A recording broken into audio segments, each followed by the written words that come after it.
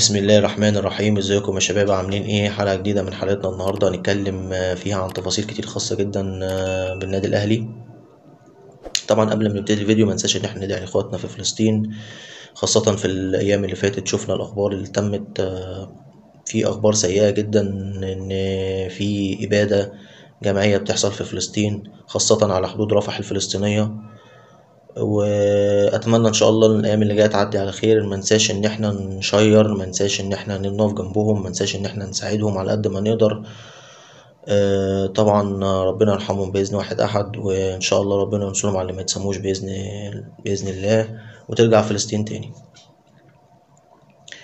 طبعا الكلام اللي هتكلم فيه النهارده هو حلقه النهارده حلقه خاصه بالتفاصيل الاخيره، تفاصيل زي عقد زيزو. هل زيزو هيبقى متواجد مع النادي الاهلي ولا لا؟ طبعا كلنا شفنا الايام اللي فاتت ان زي ما قلت لكم ان زيزو موجود في النادي الاهلي. زيزو مضى للنادي الاهلي. خلاص الموضوع خلاص تم، لكن في سيناريو ممكن يختلف، واقول لكم توقعاتي. هل زيزو هيبقى موجود مع الاهلي ولا هيستمر مع الزمالك؟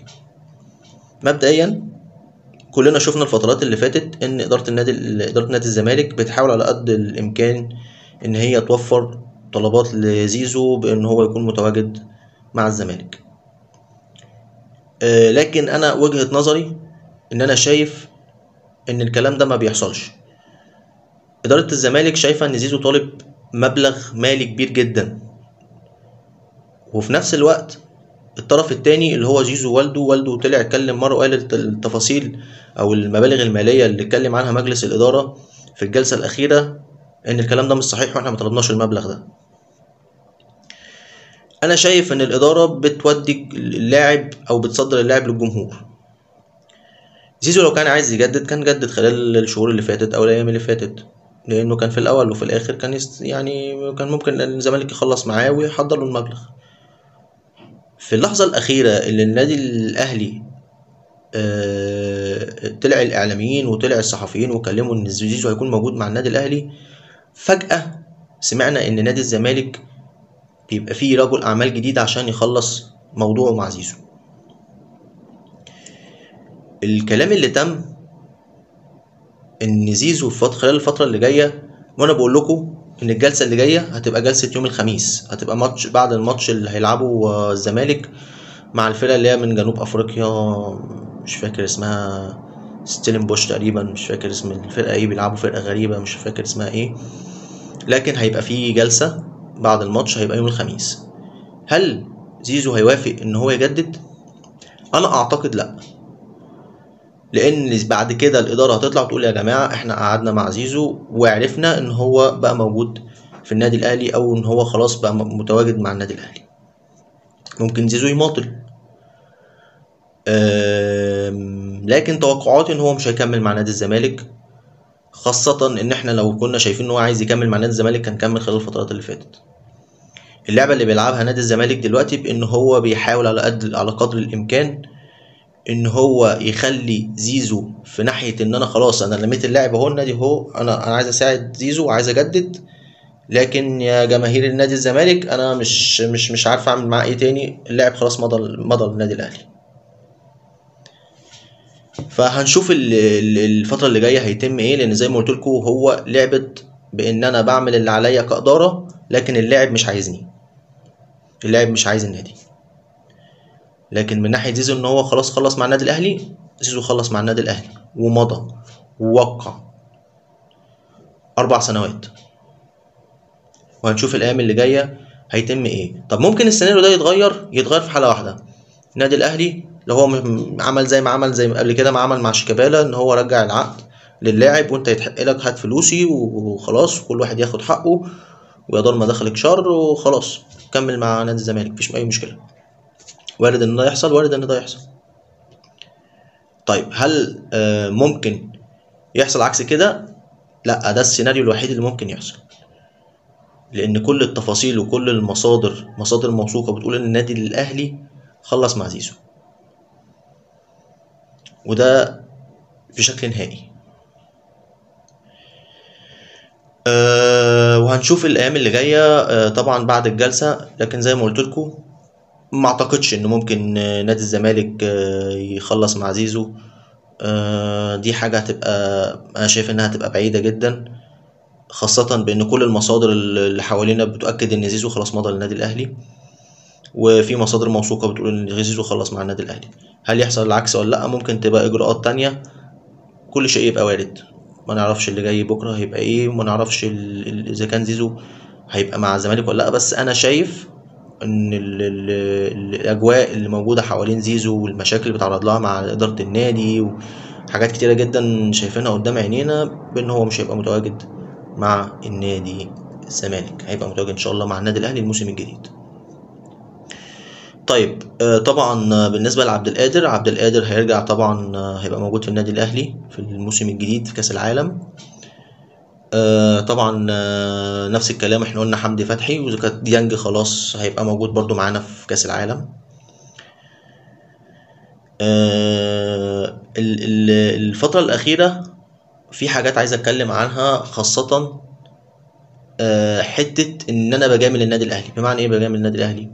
طلع تصريح من سيادة الوزير أشرف صبحي بيتكلم بيقول إن حتة إن اللعيبة تكمل مع المنتخب، أنا طلعت قرار، وقرار بإن لعيبة النادي الأهلي هتكون متواجدة مع النادي الأهلي في فترة كأس العالم.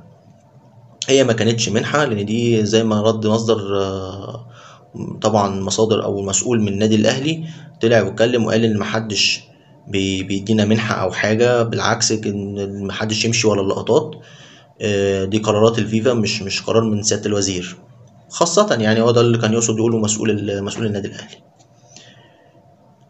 طبعا أستاذ عمرو الجنايني طلع بعدها تصريح وطلع يتكلم وقال اللي عنده عقد أو شيك بإن زيزو جدد يا ريت يوريه لنا. والله انا ممكن ارد عليك رد مختلف يا استاذ عمرو، بان انا ممكن اقول لك ما تجدد انت لزيزو وتوريني العقد. انا اوريك العقد بتاعي ليه؟ حر، انا مش عايز اوريك العقد. انت مين عشان اوريك العقد؟ دي حاجه خاصه بي انا وخاصه باللاعب بتاعي. انت عندك عقد يثبت ان انت جددت لزيزو؟ لا. انت بتقول ان زيزو عايز الزمالك، طب ما يجدد، ولو جدد وريني العقد بس. ده خلاصة الكلام. لكن حتى لو زيزو ولنفترض ان هو خلاص هيبقى موجود مع نادي الزمالك، انا شايف انها تبقى دي نقطة سودة في تاريخ نادي الزمالك. ليه؟ لان انت خليت اللاعب يبقى اكبر من النادي واكبر من الكيان، وده من على مر السنين ده بيحصل، من شيكابالا للعيبة كتيرة جدا زي زيزو. في حتى فترة لما زيزو خلص كان ساعتها باعتين له سيادة الوزير عشان يجدد لنادي الزمالك، بعتوا له الوزير الاستاذ اشرف صبحي عشان يجدد لنادي الزمالك. حتى في الفترة دي كان محتاجين كارد عشان برضو وعود اللعيبة وان هم يصرفوا الفلوس دي للعيبة والكلام ده كله. وحتى بعدها باسبوع النادي الاهلي طلب كارد علشان، لا قبلها باسبوع كمان النادي الاهلي طلب كارد علشان خاطر يخلص فرع التجمع الخامس، والوزارة رفضت، قالت مفيش. سبحان الله، الزمالك بعدها باسبوع طلب كارد اعلى من اللي كان طالبه النادي الاهلي وخدوا الكارد. ده بالنسبه لزيزو واللي حصل من سياده الوزير واستاذ عمرو الجنايني. كابتن احمد حسام ميدو طلع يتكلم، قال ان في شيكات مفتوحه بان انا ممكن اتعاقد مع اي لاعب من النادي الاهلي. وبعدها القاهرة 24 طلعت خبر بان النادي الزمالك ممكن يتعاقد مع رامي ربيعة وياسر ابراهيم. الكلام ده عادي تماما الصحة، مفيش الكلام ده خالص. رامي ربيعة مش عايز يروح نادي الزمالك، ولا ياسر ابراهيم عايز يروح نادي الزمالك، محدش اصلا يروح نادي الزمالك، لان منطقيا الزمالك اصلا زي ما انتم شايفينه مفيش اصلا عليه ديون. حتى اخر حاجة ان المحكمة الرياضية حكمت لباتشيكو بدفع 880 الف دولار. ما فيش فلوس اصلا للنادي عشان هو يجدد لحد او يعمل عقد لحد، ولا حتى يجيب لعيب. فدي اخر حاجة حابب اوضحها. هنشوف الايام اللي جاية هيحصل ايه. طبعا بالنسبة لماتش بكرة، طبعا ماتش بكرة هيبقى ماتش صعب. النادي الاهلي محتاج يركز جدا في ماتش بكرة. انا مش قلقان من اللعيبة ولا قلقان من عن النادي اكتر من كولر للاسف ابتدى في الفترة الاخيرة ان هو بيحط تشكيل غلط. تبديلات بتبقى غلط، الحاجات كلها اللي بيعملها في الملعب بتبقى غلط. في ممكن لعيب بيبقى خارج عن مستواه، ما بي ما بيعملش مجهود كويس في الملعب. لكن انا شايف من وجهة نظري ان الخطأ الاول والاخير كان من كولر. حتى في الماتش اللي فات اتكلمت وقلت ان كان التبديلات كلها كانت غلط. حتى نص الملعب كان للاسف متساب لمروان عطية بس، وقلت ان التغييره الغريبه اللي عملها ان هو خرج وسام ابو علي ونزل عمر كمال كانت تغييره غريبه، تغييره عليه علامه استفهام، محتاجين نفهم هو عمل الكلام ده ليه. حتى بن شرقي ما كانش موجود في الناحيه الهجوميه. فحاجات كتيره جدا بنشوفها من كولر الفتره الاخيره دي، اخطاء كبيره. لكن توقعاتي هيبتدي بتشكيل مين بكره؟ طبعا طبيعي انه هيبتدي بالشناوي، هيبقى موجود اشرف داري ورامي ربيعه. ناحية اليمين هيكون موجود محمد هاني، ناحية الشمال هيكون موجود يحيى عطية الله.